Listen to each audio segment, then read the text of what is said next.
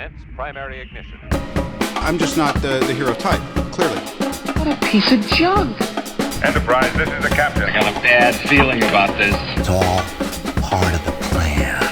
Engage. Welcome back to Podcast 2-for-1. I'm your host, Donovan Thompson, with my co-host, Daniel Wingfield.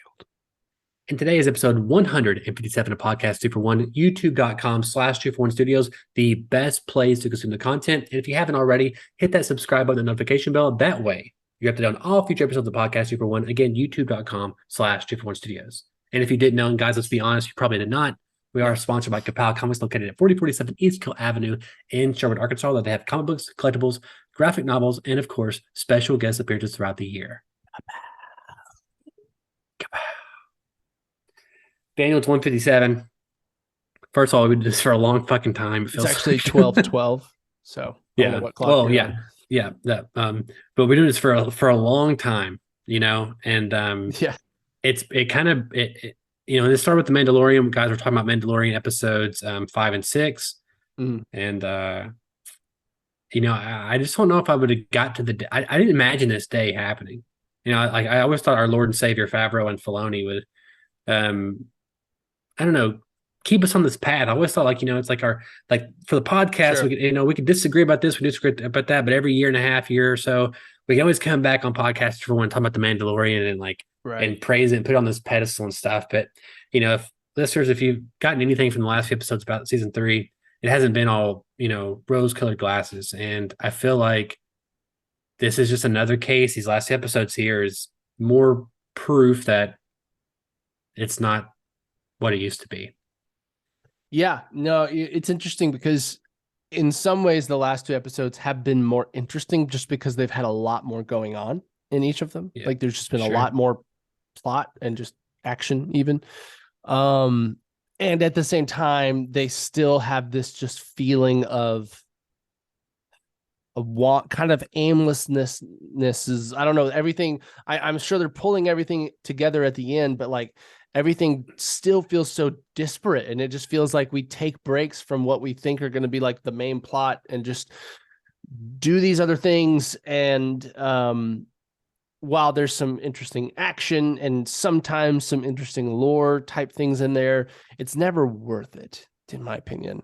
And I think honestly, watching these 2 episodes, one of my biggest takeaways of like what is an underlying problem that's just kind of constant in the season is that I don't know if it's probably a credit to both the writing, the performances, and the direction, but they're not great.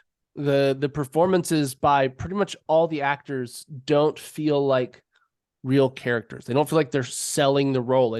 It feels very surface level dialogue. It feels very like there is no nuance to the dialogue. They just tell you what's going to happen, or it just feels very plain and very, like I said, not realistic. Doesn't feel like, I mean, like, you know, I love the X-Wing pilot, but every line he delivers feels like, I don't know, like not a real pilot. It feels like someone reading lines to me. You know what I mean?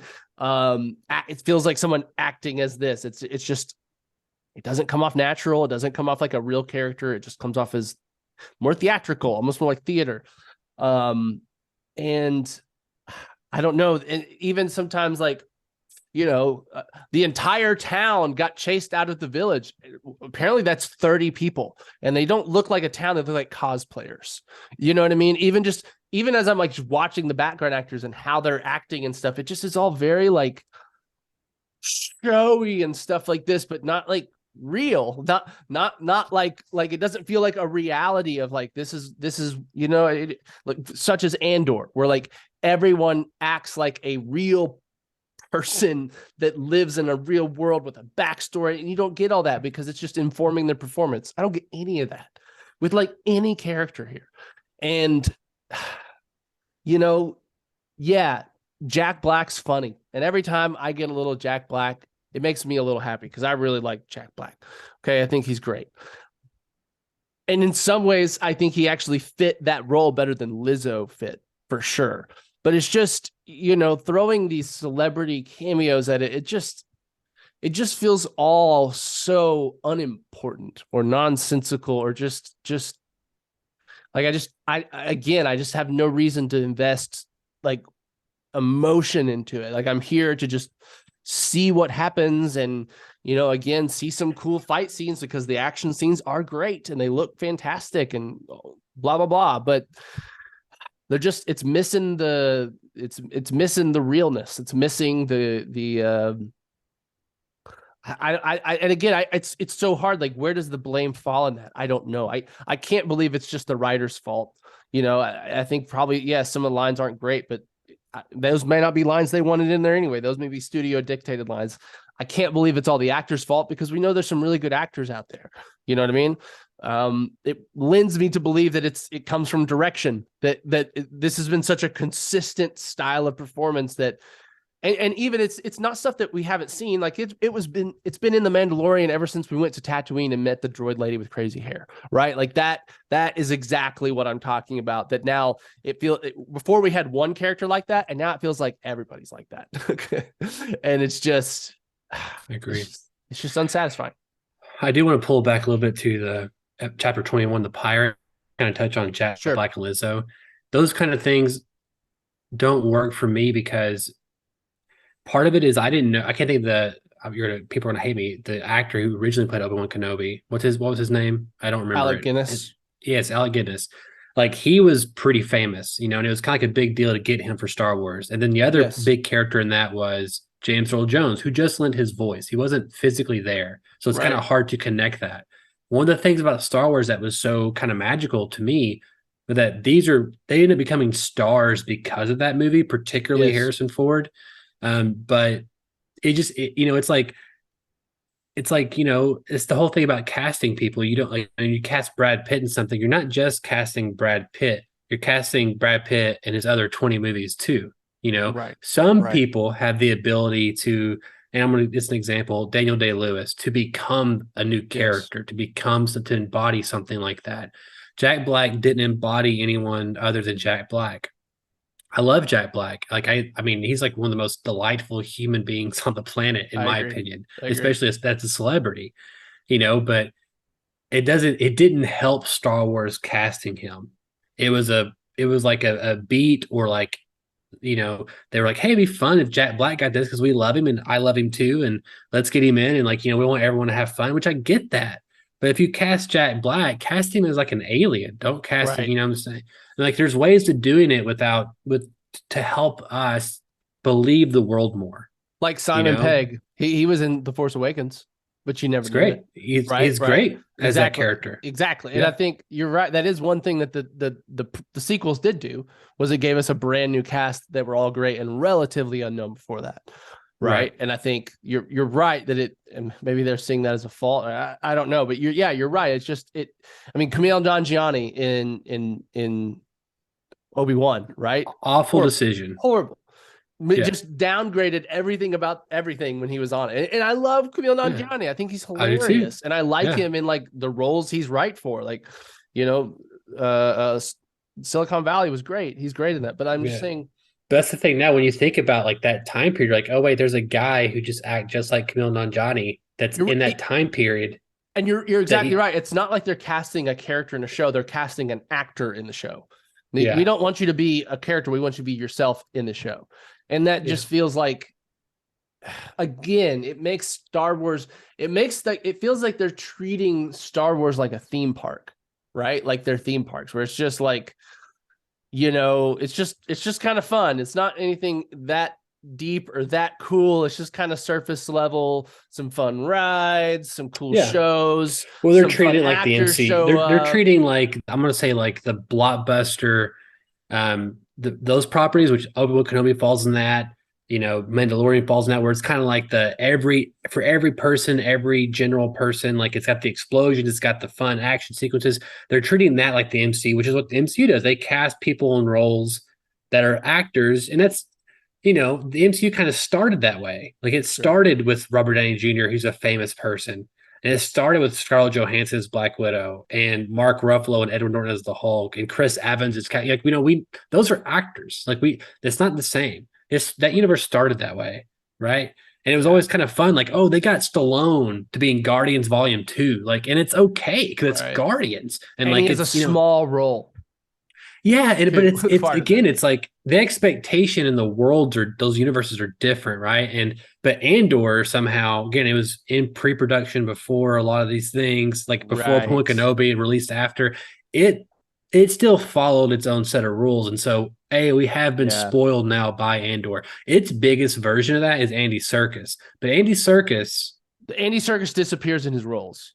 he did disappear in his role more so than like Jack Black. And I wouldn't say it's complete, but he's a, Well, part of it it's because we're talking more- about comedian. I mean, Jack Black is a comedian. He's a comedic actor, Yes. and he is a And comedian. Kumail Nanjiani is a comedian. yes. Lizzo Yeah. is a pop star, right? Like we're not Yeah. talking about like Andy Serkis came. I mean, he started by playing like Schmeagol. You know what I mean? Like Right. that's his first thing where you're like, oh my god, like his name was everywhere. It feels like after that, so it's just like he's Yeah, and known Caesar, for yeah. losing himself into like, you know what I mean? And he's amazing at it. Yeah. No, yeah, Yes. it's just And Bill Skarsgård, he's a famous actor like worldwide, and like he's one of those kind of guys. It's like he got he's started never in like Yeah. like doing the what was like that I'm trying to think of that movie we watched in film school, but he was in like those early like what's you're his talking name about films? the waves, Breaking the Waves, Breaking Waves, and Lars von Trier. Lars von, he got started like doing Lars von Trier, which are like art house, really good acting movie. You know what I mean? Like he's got like pedigree. And he's different because like he's a character actor. He gets lost in those one roles. of the stars of that show. I think he's my favorite character in Andor. I think so too. I mean, his monologue is to me the greatest monologue that Star Wars has ever had. Like some of the best dialogue ever. It's like Shakespearean Star Wars is that monologue. It's nuts. But yeah, I'm ready for the scoop that is like the inside story of Andor. Like what happened that created this just like unique convex of events that just allowed it to come out the way it did. Like was, because you have to feel like you're right because it started so early. Whatever's infected Star Wars now, this started enough before that it never got fully infected. Right. Yeah. Like, and it's I think it's also I think it's the showrunner. I think is it Tony Gilroy or I can't remember. I mean, he did, he come in Rogue One and everything else, but Tony Gilroy. So I think it starts and ends with him. And I think I don't think that the studio's making notes on lines. I think that is 100% Favreau and Filoni. And it does give me a pause for some of these other things coming in along with Ahsoka and everything else. But now is that Favreau and Filoni or just Filoni? It's, as for my knowledge, it's just Filoni. That gives me some hope. It does too. And that's the thing, like, again, I just feel like they've kind of like, hey, we're even like kind of following the MCU trajectory in terms of we're having crossovers and spin-off shows and like people are coming to this. It's like they're kind of even modeling like the type of genre it is in terms of casting and everything else. Maybe by accidentally, I don't know, but I just think like things like I do kind of feel like, it does worry me. I think Ahsoka is more safe because Rebels and Clone Wars didn't really have this. Those also are different because they're animated, so you don't really automatically attach an actor to those kind of things. But anyway, about the pirate. I mean, so this, I honestly had to look about what this episode was about for a second. But ultimately, this is what Grief Karga being, exiled from the city. It's the pirates coming back in from the first episode. And we even have the pilot, the X-Wing pilot from season 2, I believe. Right. And it was cool seeing Zeb from Rebels. That's a cool little nod, that was cool for fans. He looked That's pretty neat. good. I was like disappointed he wasn't in more of the episode though. Me too, but hopefully we get him in Rep or in Ahsoka coming out pretty soon. True. Yeah, I mean, what happened? What even happens in this episode, Daniel? They fight the pirates, right? They bring all the Mandalorians. They kind of unite the tribe a little bit. Well, it's like the X-Wing pilot goes to the Republic and asks for help, We get that scene with that guy. The main thing I know him from, he was in like Brooklyn Nine-Nine. He was like Walk Hard, dude. No, he's like, Oh, you don't, okay. he's I you remember don't want no part of this. Yeah, he was the that guy. child eater cannibal in Brooklyn Nine-Nine in jail with Jake. Yeah, he's a funny actor too, and actually, He it's weird because is. he played a more serious role this and time. it felt not great. Like again, it's like I like that actor, but the scene, the writing and the delivery, it's just it didn't feel right. It felt. I don't know what their thing is this season about the politics of the New Republic. I don't know. No, and it's so heavy-handed to me, man. Like it's just so like, much, yeah. well, if they had just signed the charter, we could help them. But it's like there's no subtlety in how they're trying to spell things out for us. It's just like, look, here it is, corruption or like, gray morality. It's just like, come on, guys. There's much more interesting ways to do this without just having an X-Wing pilot be like, but they need our help. Well, they didn't sign the treaty. So we can't do that. It's just like, and then like, well, maybe if they need to learn the lesson about why they should try. It's just like, guys, like, I do also think though, like we would be more gentle on it if we had not seen Andor. It's like Andor opened up a door, like, oh, this is how it could be. No, I'm not saying like I'm not disagreeing. I'm just saying like I think we'd be like a little harsher. Right. You're probably we might be saying, oh man, it's kind of cool that they're talking about the politics stuff, and that's not the greatest dialogue kind of thing, but I'm glad we're kind of getting some of this finally. So heavy-handed and like badly written compared to the performances, and also it's like repetitive. We've had this beat like 5 times now in this season, and I don't know why it's so important all of a sudden. Again, it's all this Moff Gideon tell not show shit. It's like that we finally got to see his thing at the end of this episode, like being broken out. That was the coolest part, probably. Yeah. The whole episode was him finding the shuttle, but yeah, again, it was like so like earlier in the episode, but he never made it to trial. Also, why is this lonely X-Wing pilot the only one that cares? I mean, like that makes it feel like that someone in the New Republic is like helping him, which maybe that's what they're getting to, is some big reveal there, which would be cool and all, but like it's just like I knew he didn't make it to trial. I don't know, it's just so it was cool, like when he sent the probe in. I like that. That was neat. The Beskar, I didn't expect that.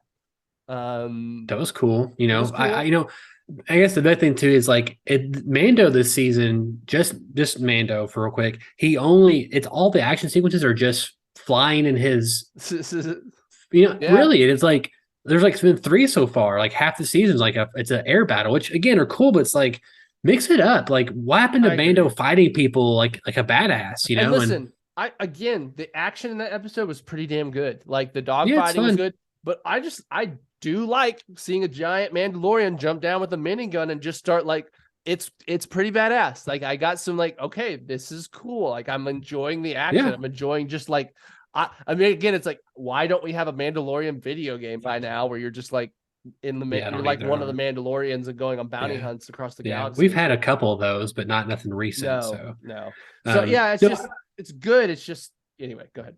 Well, this episode I felt a little better in some ways because they were kind of tying in the pirates and also Moff Gideon and then also the Mandalorians together. Like I felt a little better, but also I'm still carrying the baggage of the rest of the season. But then like at the end, it's like, okay, now the armor is like, yeah, take off your helmet. And like, I'm cool with it now. And like, it's like, we never saw the armors. Like, what the fuck? That's an important thing to kind of see her change. We don't, like, that's a big deal Yes. Yeah. This and the event that happens at the end of the next episode just feels so plot forced. Yeah, dude. Right? Which gets me to my big thing is like this show is not about Din Djarin anymore. It's about Bo-Katan. It is, and it's just so like, well, we don't want them both to have helmets on because for one, like, it's just hard to connect characters without seeing their eyes. It's just what it is. I think it's just evolutionary. We like look in eyes to like tell if someone's trustworthy or not. And so like, I think for one, I get it, but for two, it really just does feel like, oh, here's a new rule that we forgot. It was another rule. If you walk in both worlds, you can take your helmet off, but there actually is no definition to walking in both worlds. We just arbitrarily say you do that based on if we want you to take how hot you are, essentially. Like, do we want to look at your face? Okay, Fun you walk in fact, both worlds. Take it side off. note, one of the coolest lines in the Ghost Rider trailer from Sony Pictures was he's the only one that can walk between both worlds.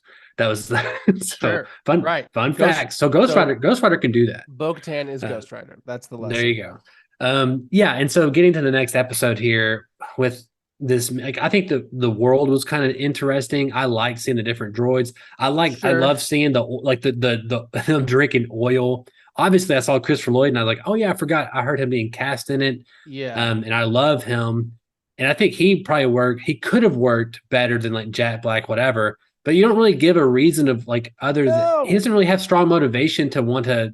And they get had back. one sitting on the table when they were talking to him the first time. He's like, well, if it happened, then all these people would have to go back to work, and the society would collapse.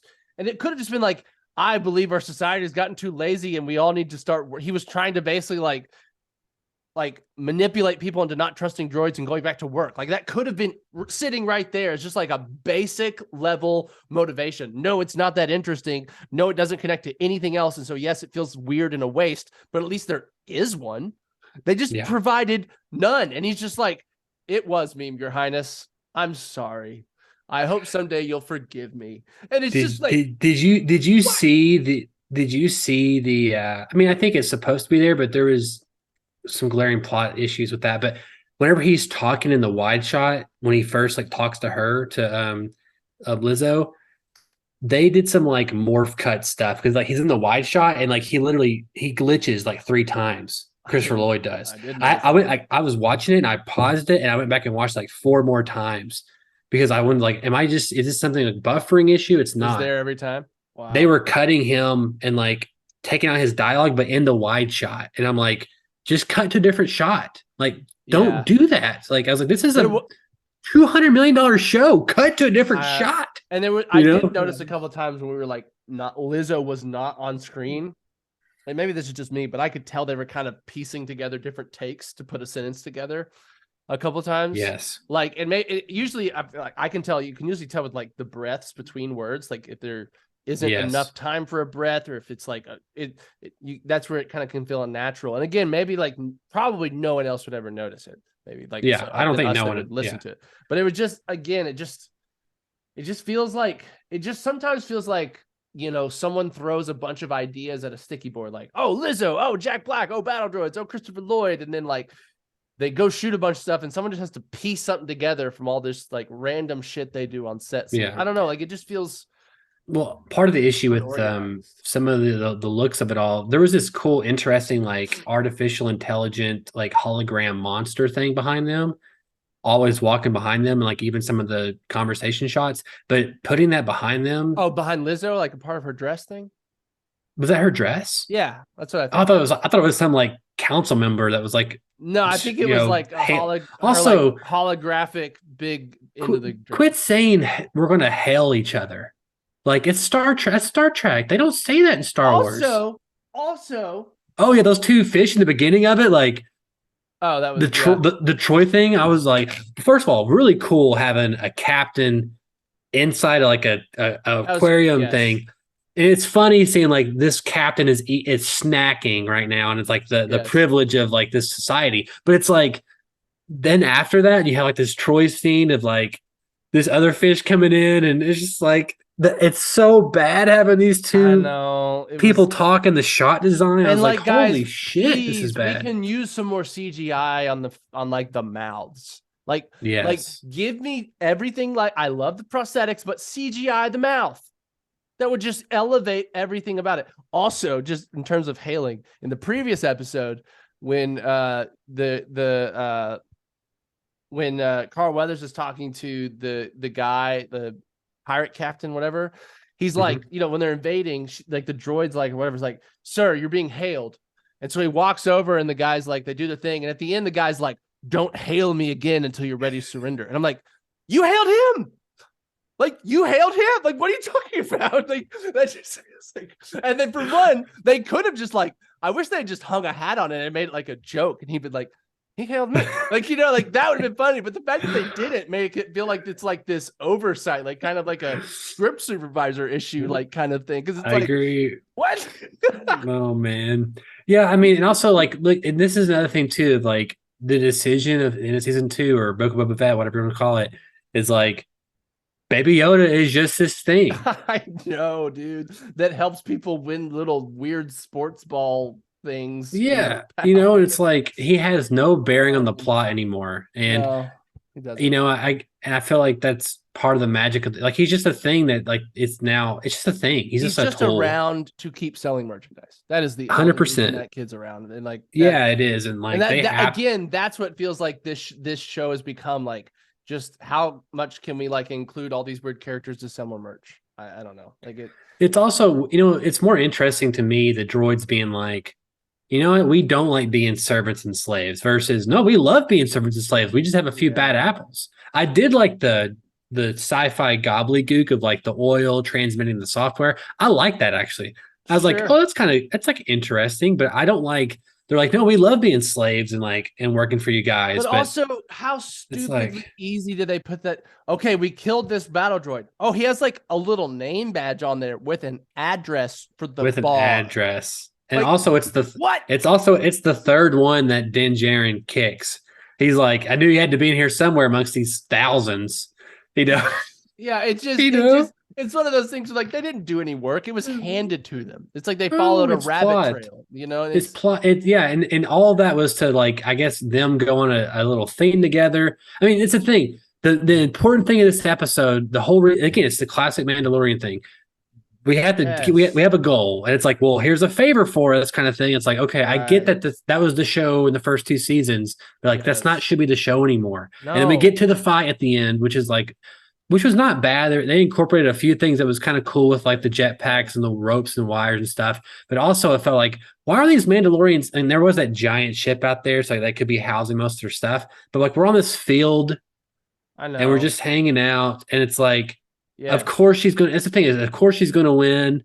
And then I even thought too, like episode 2, that way she bested the guy who bested Mando, and like shouldn't that be like? It's kind of like it's literally from Harry Potter. That's the plot of the Elder Wand in the last movie. It's like, no, I bet Draco Malfoy bested me and whatever, and like the wand belongs to Harry and not Voldemort. That's literally the plot of Harry Potter, the last Harry Potter. But it's like, I don't know, man. It's just it just feels so like you won on a technicality kind of thing. It doesn't feel we satisfying. did, but also again, this is like she gets the Darksaber back on technicality, like on this weird, like just unsatisfying technicality. Well, one thing is this is partly a deep cut thing for a lot of people, but I'm sure there are tons of Bo-Katan fans out there, and they loved her in Clone Wars and Rebels and all this stuff, and they're like, yeah, fuck yeah, she gets the Darksaber, all these kind of things. I wonder, but it's like, but I'm just like, I mean, I kind of didn't. I was kind of like, I always liked the guy, the king who never wanted to be king. That's like my favorite version of the king. Sure. And I like the idea that Mando gets this thing that he didn't ask for, and then he has to wrestle with that and then unite this clan that he so desperately wants to be a part of. That's interesting to me. Not seeing her lose this person that comes in, lose their tribe off screen, and then you know what I'm saying? Like, and also like, I love, I like Katie Sackhoff. She's like a really sweet person in real life and everything else, but I don't think she's that interesting to watch, really. Not really. Like she's not someone I just like, I'm super drawn to emotionally through acting or anything. She does some good looks sometimes. She has some good stuff. Like she does some good things, but she's one note a lot. Yeah, and again, that may be the writing and the directing, not her. You know what I mean? And it's literally like, oh, this show is now not about Din Djarin; it's about Bo-Katan. Yeah, and they should have made it about. They should have just done a spinoff, and everyone would have loved that too, and then had them combine again. But it's like, I just don't know why you would sideline your main guy. Like I hate that kind of shit. Yeah. I mean, part of it is probably they just don't know what to do with him too. It's just like it is difficult. It's not. I don't know. It's not that difficult. I just said what a good path would have been. Yeah, like I get you it. give you and if you want your cake and eat it too, you have you have, the whole thesis of it all would be like Mando has to learn that, it's like the Jedi thing and the Sith thing. It's like, no, there's balance. You don't have to follow one path completely because you're missing out on other parts of your life. It's the same thing here. It's like she could be the rebel, he could be the straight shooter, and she learns that the legacy and inheritance is good, and he learns that it's okay to be flexible and to carve a new path that way their tribe can actually survive and flourish. And so you have him be the unwanted king, but then after the mission's done, then you give it to her. I did what you couldn't do. Now you do what you know how to do. You know how to lead, but you didn't know how you know how to lead, but you didn't know how to win the war. Sure. And so that's how you have your cake. And then you have him right off in the sunset as a Mandalorian on a guy on a path, and like he united the clan and he's going back to his basics. Like he's going back and he's going to do missions now on behalf of the tribe. And then you have Bo-Katan, it's like, that's it. That's your whole show arc. It's not that complicated. Sure. And it's also interesting. I agree. I don't know, Daniel. It's tough. I mean, you never want to be here with a show, period, but especially one that you've really enjoyed up to this point, And I still find a lot to love about it, but yeah, exactly. There's still good stuff in it. There's still good actors and some good performances. There's some cool action. But yeah, I mean, I think at this point, I'm really kind of turning my anticipation away from The Mandalorian at all and just kind of looking, well, hopefully Bo-Katan is good. I was thinking, what are the other ones we know that are coming? We have Skeleton Crew, which is John Watts. We have Ahsoka, and we have Andor season 2, which is the last season. Right. And then whatever they conjure up at Star Wars Celebration, like probably Obi-Wan season 2, and then also whatever movies that may or may not be coming out. Do it good. Like I'm honestly like, it's just gonna make me more sad if they just put out another. If they just do what they did again.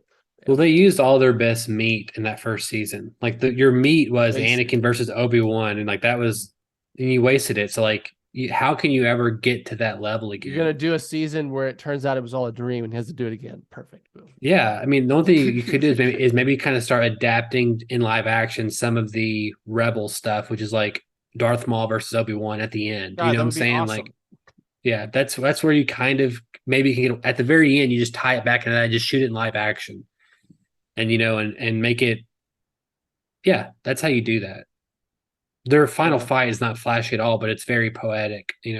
Yeah, no, but again, it kind of just turns. I'm kind of at this point with Star Wars. I'm just like, well, I hope the Ahsoka, Ezra Miller, Thrawn arc is good because I'm Ezra Bridger. You're saying Miller, and I was like having PTSD and stuff. No, Ezra Bridger, Thrawn, and Ahsoka. It's like I hope that arc is good because that could have that's the next one that feels like, okay, there's a lot of potential there, right? Like you could tell some really badass storytelling. I mean, it honestly worries me. I'm honestly like, Thrawn deserved movies, and honestly, Thrawn should have been the sequels. It really should have been 100%. And they just, it's sad, but at least there's like a lot of rich, interesting stories, both in Rebels, in the books before Rebels. Like there's just a lot to do with Thrawn and a lot of good stuff to draw upon. I hope they get a really good actor in there as like as Thrawn. I mean, I almost feel like I could see who's the guy in Resident Alien? Alan Tudyk. He's got the face shape almost for it. And he's K2SO. Well, that's fine. I know. But the rumor was that it was going to be the voice actor from Rebels, and then also, which I think is Mads Mikkelsen's brother, actually. That was my other pick, but he's already in Star Wars too, so he can't. You're right, yeah. So, but I think his brother voiced Thrawn in the show, and I think he said recently, I think it's been back and forth, like he is Thrawn in this, he's not Thrawn. So, no one knows really yet, 100%. But that's just that's the next time we're gonna get another young Jedi that's like fun to follow and they have so much untold story to do, like what does happen with him after all this, like. Yeah. I would love for them eventually. This is also like, I would love a crossover with like Jedi Survivor, Jedi Fallen Order. because this is Oh like man, in the like they should have been generally around like at the same time frame, and that's another Jedi that's kind of on his own little mission. And they like mocapped Cameron Monaghan, like you literally mocapped the actor that plays him, so it's so easy to bring him into live action. Like I suspect he will make an instantly. appearance at some point, for sure. That comes out in a couple of weeks, actually. So that'd Very be fun soon. We're about to have fun a watch. lot of games coming out, which is exciting. Yes.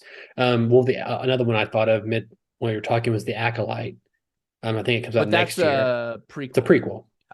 And Prequel about the Sith. Are we still like wondering if it's Plagius or it's We don't know. Bane, Darth Bane. We don't know yet. Plagius Bane or even do we know it's definitely not Sidious prequel? I think it predates him. I don't know how old Sidious technically is, but I think this is like the start of the Sith. Well, in theory, I think he found a way to keep himself alive extra long, didn't he? Like, No, I that do. was like, Yeah, I agree. That's what I'm saying. That's why I don't know how old he is, but I mean, if it's the start of the Sith, then it predates Sidious by a good chunk. If it's the start of the Sith, that's like, that's what they're doing. That's like way before like even like games have touched like I don't know. timelines.